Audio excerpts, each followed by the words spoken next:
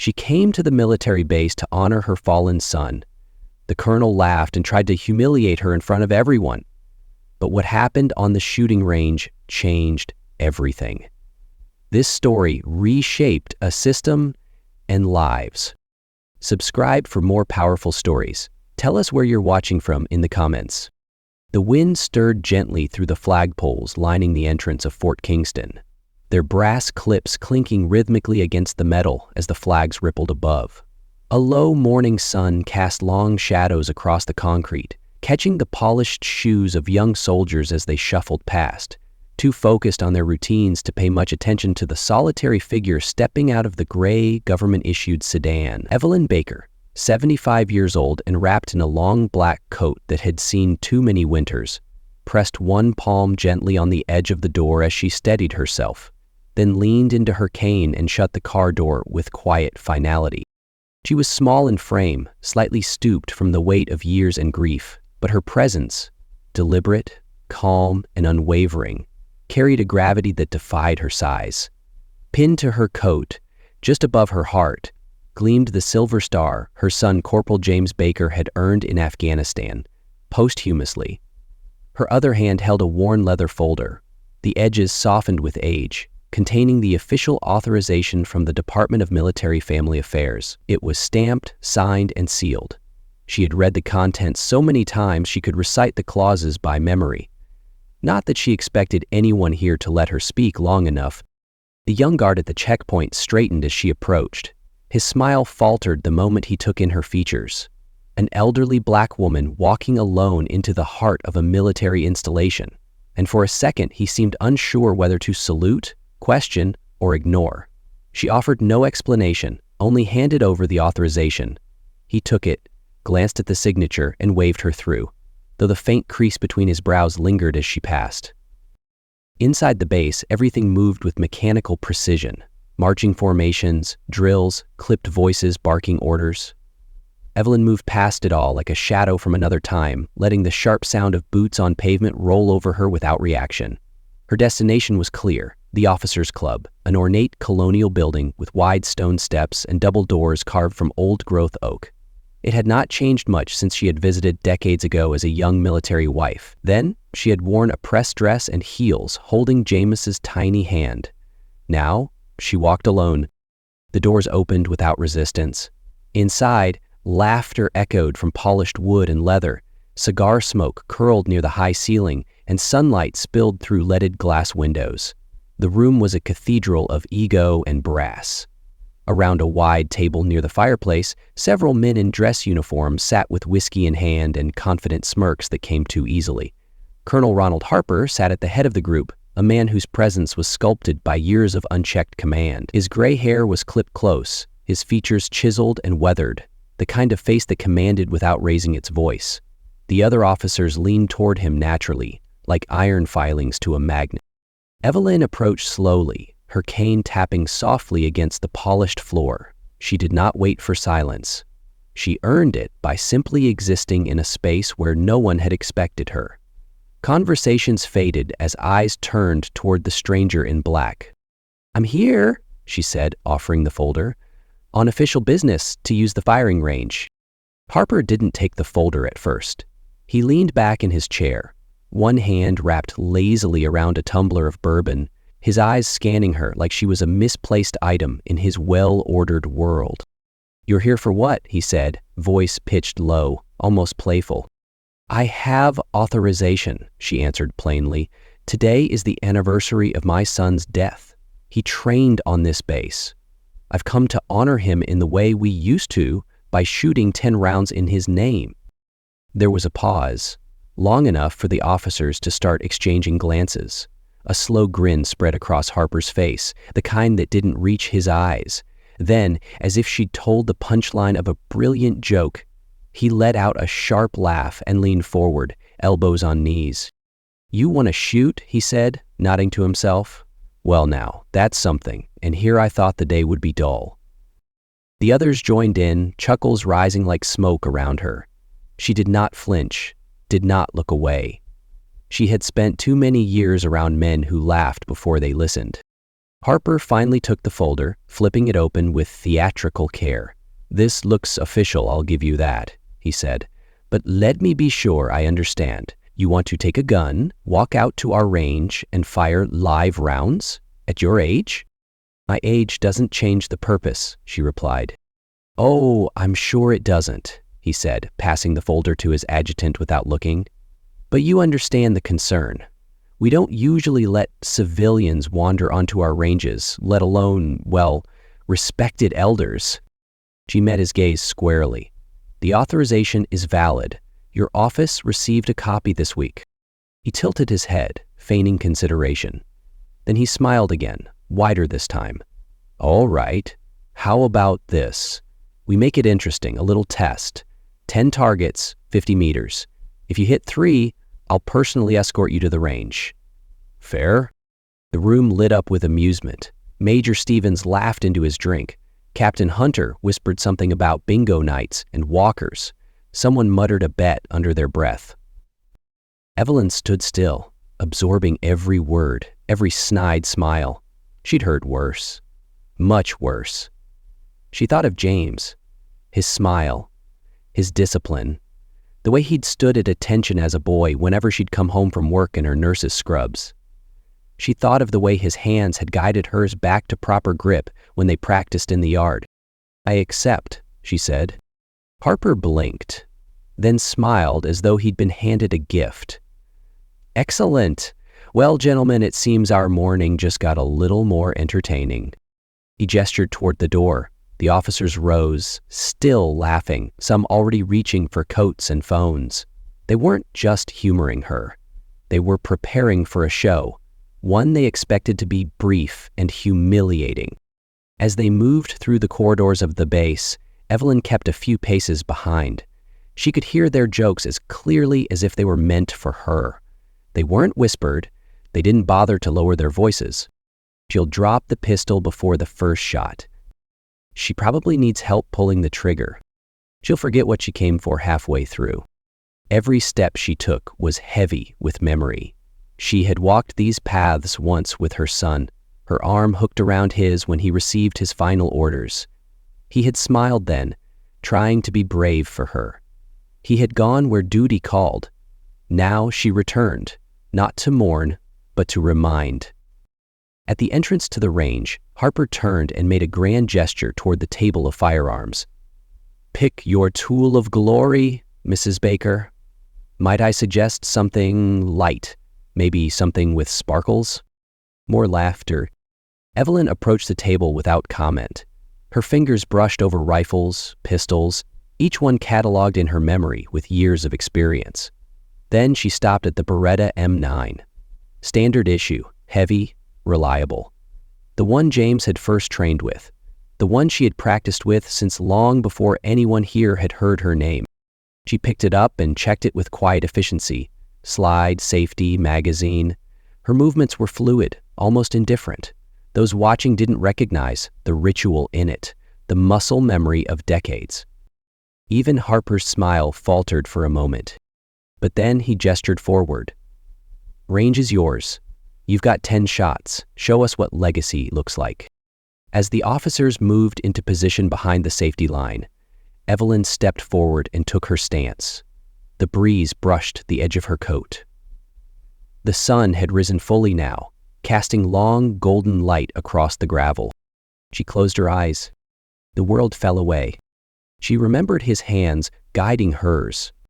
She remembered the oath at his grave. She remembered why she was here. When she opened her eyes again, her hands were steady, her breath calm, and her heart silent. She raised the pistol and aimed. The first shot cracked through the morning air like a starting bell. Silence followed. Then the second. Laughter stilled.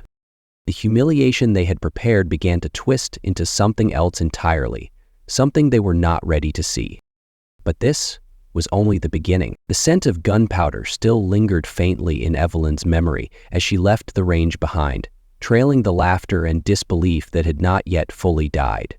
The men who had accompanied her to witness a failure had seen something they did not expect, though none of them, not even Colonel Harper, could have articulated it yet. There had been only a hint, a glimmer of something beneath the surface of an old woman's steady grip and silent gaze, but the moment had passed. The real revelation was yet to come.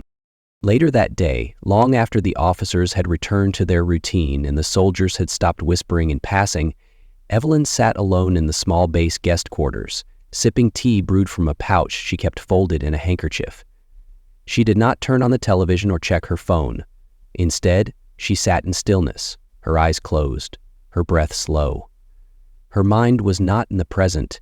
It was drifting, moving back through time, retracing the path that had brought her here. It began in the late summer of 1971, in a temporary barracks compound on the outskirts of Pleiku, Vietnam. Evelyn, then 21 and barely 5 feet tall, had been assigned as a logistics assistant, more clerk than soldier, but her curiosity had quickly drawn her beyond her designated post. While she had never officially held a weapon in combat, unofficially was a different matter. She had volunteered for night watch rotations, helped move supplies under threat of mortar fire, and spent hours talking with the older soldiers who manned the supply depots and armories. They had called her Little Eagle, a nickname born of her unblinking stare and sharp mind. One of them, a grizzled sergeant named Reuben Dorsey, had taken a particular liking to her. It was he who first taught her how to hold a rifle without flinching, how to keep her feet planted like roots, how to listen to the wind and not to her heartbeat. Under the cover of dusk and smoke, she learned to load, aim, and fire with the grace of someone not interested in violence, but in understanding. Every shot she took was recorded not with fanfare, but with a quiet nod, a grunt of approval, a scratch in a worn leather notebook. Those nights under the Southeast Asian moon had never truly left her. Even after returning stateside, even after marrying, even after giving birth to James and settling into life as a nurse and widow, those lessons lingered. Half-forgotten muscle memory, embedded in joints and sinew. She never advertised it, never spoke of it, not even when James first came home from school with his eyes gleaming at the sight of a military uniform and a textbook. When James was 12, he had found her tucked away in the garage, cleaning an old bolt-action rifle she had kept locked away for years. He had stood silently for a while, watching her disassemble and reassemble each piece with a reverence that rivaled prayer. It was the beginning of their shared ritual. Every Saturday morning, they would rise before dawn, pack thermoses of hot coffee and leftover cornbread, and drive out to the tree line beyond the old farm road. There, far from noise and judgment, they built a makeshift range, just plywood, paint, and stillness. James learned quickly. He was serious about it, not like a boy playing war games, but like someone reaching for something sacred. He copied her stance, mirrored her breath, followed every correction without resistance. By 15, he could outshoot most adults. By 17, he had enlisted. When the knock came, Evelyn knew before she opened the door. The two soldiers in crisp dress blues said everything without needing to speak. She didn't cry then, not when they handed her the folded flag, not when they recited the rehearsed words, not even when she kissed the top of the coffin and whispered a name that would never answer again. The tears came later, at night, in silence, and with them, the need to move, to act, to remember not by mourning, but by embodying. 3 weeks after the funeral, Evelyn pulled out the old notebook she had inherited from Dorsey. The pages smelled like dust and oil, the ink faded but legible. She reopened the case that held her M9, the same model James had trained with, and stood in her kitchen, holding it as if greeting an old friend. She began practicing in her backyard, quietly, discreetly, in the earliest hours of the morning before the world stirred. She set up targets made from cardboard, glass bottles, tin cans. Each shot she took was measured, not in sound, but in resolve. Her hands were slower than they once were, her eyes not as sharp. At first, she missed more than she hit, but repetition bred rhythm, and rhythm, precision. It wasn't long before her backyard no longer sufficed. She needed range, proper distance. That was when she reached out to Garrett Matthews. Garrett had served with James in Kandahar. He had delivered the eulogy at James's funeral, standing stiff-backed and tearless until the final line broke him. Evelyn remembered the way his shoulders had crumpled when he whispered that James had saved his life twice. Afterward, he had visited once a month to check on her, always bringing something: groceries, letters, stories. It was he who had first seen her target boards, who had recognized the grouping patterns even from a distance. He didn't ask questions. Instead, one early Saturday morning, he showed up in an old truck and drove her to a forgotten section of the base perimeter, where the official range had once extended. The wire fencing was sagging, the structures half-rotted. But it was isolated, legal with his access, and above all, private. Thus began her new routine. Every Saturday, at 5:00 a.m., Evelyn would rise, stretch, pray, and then head out.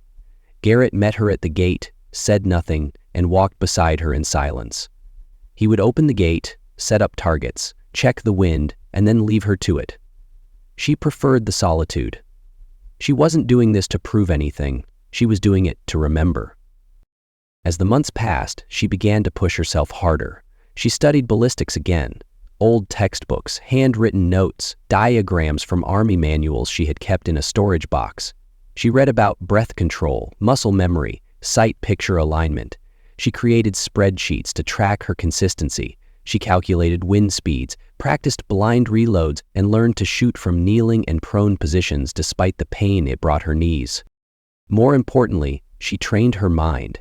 She studied meditation techniques used by special forces, learned to count heartbeats and control adrenaline spikes. She taught herself to block out sound, to create stillness within movement. She practiced in rain, in heat, in bitter cold. She forced herself to shoot with one hand, with gloves, with fogged glasses. Her body would not betray her. She would not allow it. Over time, Garrett began to notice changes. Her groupings grew tighter. Her times shortened. One morning, after she had hit 10 bullseyes in a row, he looked at her and said simply, he'd be proud. She had nodded once. That was all. Evelyn never trained with a goal of public display. She had not planned on confronting the officers of Fort Kingston, nor expected to step foot into their sanctum of scotch and arrogance. But when the 3rd anniversary of James's death approached, and she received an impersonal invitation to a brief ceremony outside the barracks, she felt the surge of something deep and cold rise within her. A folded flag and a name on a plaque weren't enough. They never had been. She contacted the Department of Military Family Affairs, submitted a formal request, presented her documentation, and invoked the Family Honors Clause. It was rarely used, but it gave families of fallen soldiers the right to perform symbolic actions in memory of the deceased, provided all regulations and safety protocols were met. Her background check was clean, her records showed prior service, her permit was issued without delay. She had not anticipated the disdain with which her request would be received on the ground, nor the laughter, nor the performance Harper had staged. But she had not come for their permission. She had come for James. Now, sitting alone in the base quarters, she opened the leather folder and removed a small photo. James, in uniform, grinning beside her at his graduation ceremony. She placed it on the table and traced the edge with one finger. "I'm not finished yet," she whispered. Tomorrow, they would see what a legacy looked like, not in bloodlines or medals, but in practice, in sacrifice, in the unwavering force of memory turned into action. And what they had seen today was only the beginning. Dawn broke crisp and windless, the sky over Fort Kingston painted in quiet layers of lavender and gray. A hush had settled over the base, the kind of silence that held itself just before something irreversible. Word had traveled, swiftly, quietly, and without official sanction. By the time the sun began to rise above the tree line, a small crowd had gathered along the perimeter of the firing range. Soldiers, non-commissioned officers, a few instructors from the Advanced Weapons Program. They stood scattered at a respectful distance, pretending not to watch too closely, but drawn by whispers of what had occurred the previous day. The colonel had made a mistake, that much was obvious to anyone who had seen the old woman lift the Beretta M9 with hands that did not tremble and deliver shot after shot with chilling calm. But it was not yet clear just how large that mistake would become. Some came to see a fluke, some came to see an apology, and a few, just a few, came because something inside them stirred, something they hadn't felt in years. Evelyn walked onto the range without fanfare. She wore the same black coat, though it was open now, revealing the military green sweater beneath, the faded silver star still pinned above her heart. In her left hand she carried the folder, though she no longer needed to display it. The permission had been earned. Her right hand hung relaxed, unburdened.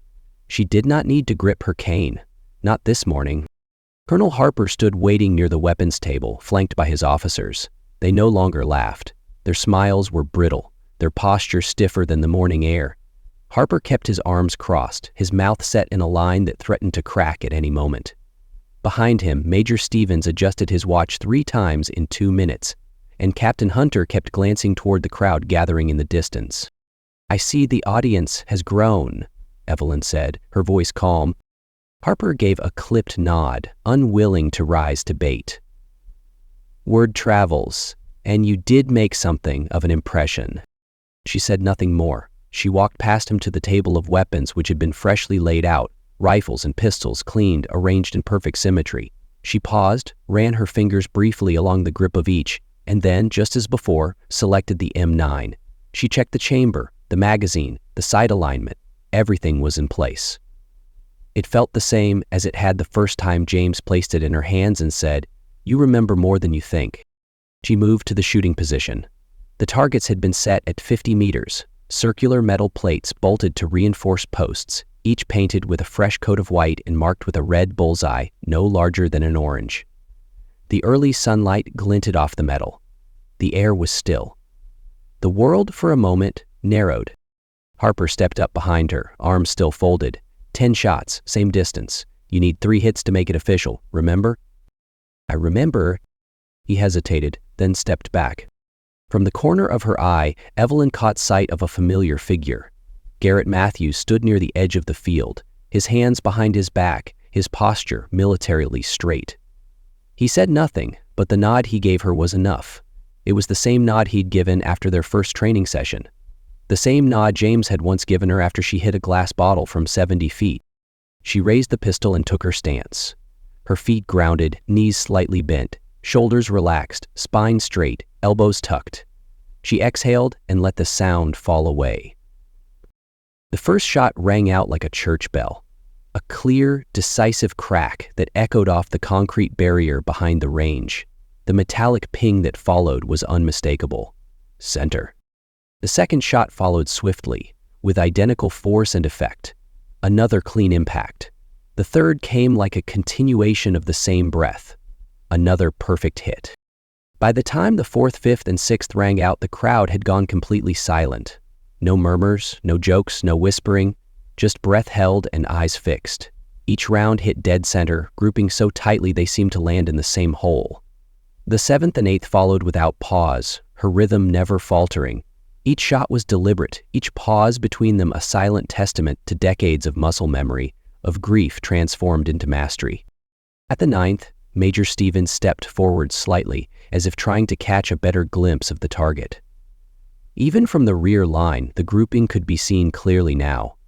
There were no misses. There was no spread. It looked unnatural, as if the target had been struck not by 9 bullets, but by 1. Evelyn paused before the 10th. The wind shifted, just slightly, a gentle push from the southeast. She adjusted without thinking, her stance pivoting by a degree, her grip tightened by a fraction. She inhaled, then released. The final shot cracked across the range and struck the plate with a sound that cut through even the sharp silence of the onlookers. She lowered the pistol, engaged the safety, and returned it to the table with the same fluid motion she had used to select it. Turning to face Harper, she spoke with measured calm. 10 shots complete. Harper didn't move. He stared at the target as if it might blink and disappear. Then finally he gestured to one of his subordinates. Check it. A young sergeant jogged down range, disappearing behind the line of targets. A long minute passed. When he returned, he carried the plate in both hands.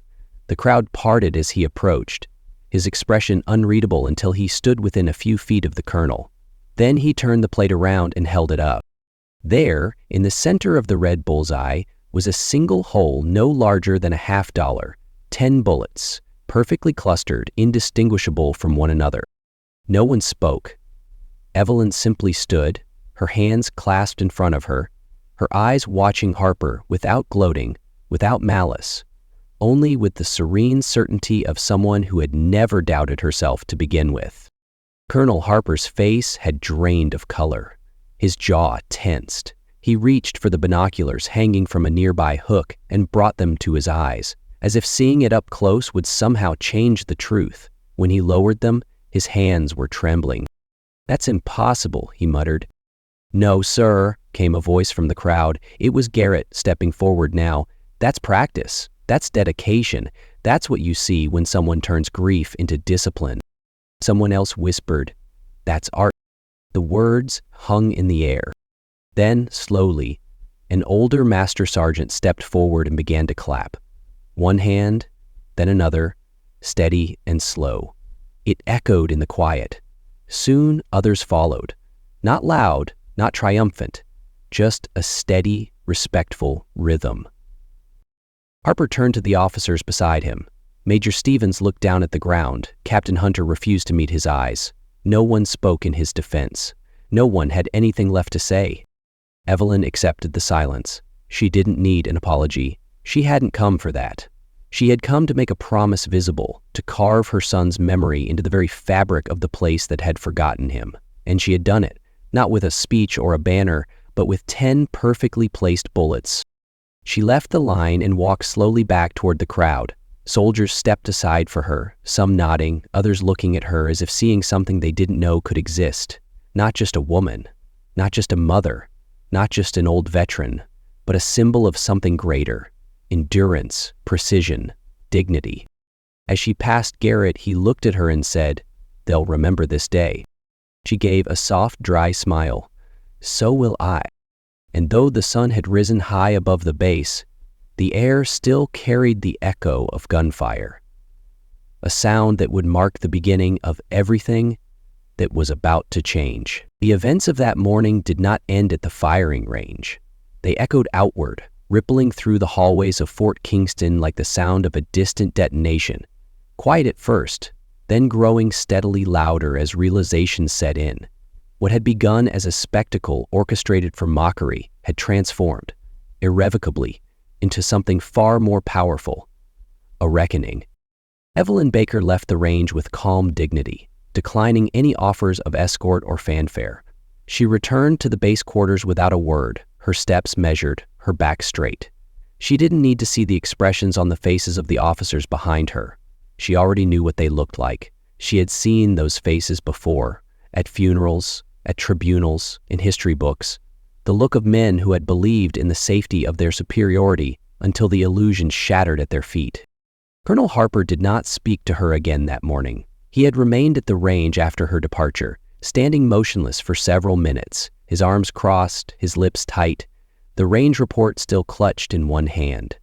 Around him, officers who had once laughed freely now exchanged low murmurs, shifting uncomfortably.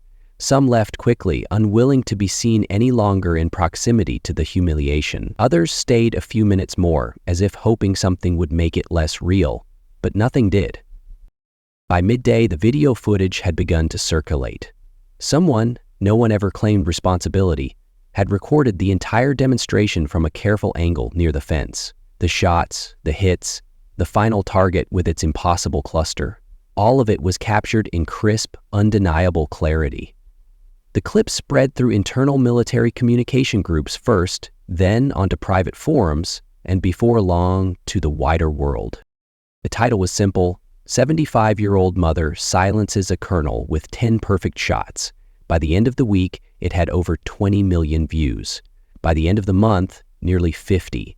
Accompanying it were photos of Evelyn at the range, still as stone, surrounded by men who had thought themselves giants. And just behind her, the face of Harper, mouth slightly open, binoculars at his chest, as if he had been caught mid-surrender. The Army's Public Affairs Office issued a brief statement acknowledging an extraordinary demonstration of skill by a military family member and promising an internal review. That was the beginning of the unraveling.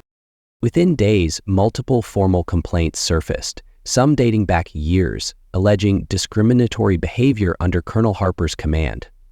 Other military families came forward with stories of being dismissed, ignored, belittled during their interactions with him.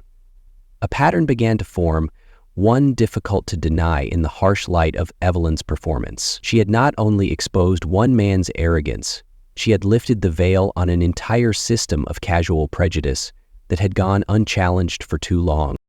Harper was summoned to Washington for review. The meeting was not public, but the results were unmistakable. He was stripped of his command, demoted, and reassigned to a remote logistics facility in rural Alaska, where he would spend the remainder of his career handling warehouse inventories and monthly supply reports. No ceremony marked his departure, no farewell speech, just a quiet administrative transfer form and a ticket north. Major Stevens and Captain Hunter received formal reprimands. Their conduct during the incident, recorded on video and corroborated by witnesses, led to their mandatory enrollment in a 6-month leadership ethics program, along with diversity and inclusion training. They returned to duty, but their reputations were permanently altered. No one forgot the image of them standing behind Harper, laughing, then wilting in silence as Evelyn proved them all wrong. Meanwhile, Evelyn's life changed in ways she had not expected and never sought. The Pentagon reached out with a proposal, a special advisory position in a new initiative aimed at engaging veteran families in the shaping of military training culture. They called it the Legacy Program, a name chosen in part because of her. At first, she declined. She had never intended to be a symbol, but Garrett Matthews visited her not long after, sat in her kitchen over a plate of cornbread, and said, "If you don't carry the torch, someone else will carry a shadow." So she agreed. Evelyn began speaking at training academies not often and only on her terms. She spoke not of glory or revenge, but of practice, patience, and the weight of memory. She reminded recruits that discipline was not born in shouting matches or contests of ego, but in the quiet commitment to do right, even when no one watched. Her talks were short, always ending with a single photograph projected behind her. James, grinning in uniform, her arms slung across his shoulder, both of them standing in front of the makeshift range they'd built together years before. The range at Fort Kingston was officially renamed. The brass plaque read, Corporal James Baker Memorial Range, in honor of service, sacrifice, and the legacy of precision. At its dedication, Evelyn did not give a speech. She simply stepped up to the firing line, raised the M9 once more, and fired 10 rounds into the new target at 100 meters. 8 of them landed dead center. The other 2 were less than an inch away. The silence that followed was no longer one of disbelief, but reverence. Letters began arriving by the dozens. Children from across the country, especially girls from underrepresented communities, wrote to her, some with shaky handwriting, others with crayon illustrations of an old woman holding a pistol like a sword. They called her brave, they called her inspiring, but most of all, they thanked her for showing them what was possible. One letter in particular she kept on her nightstand. It came from a 12-year-old girl in Detroit who had lost her father in combat and wrote, "Everyone tells me I should smile more, but now I tell them, I don't have to smile to be strong.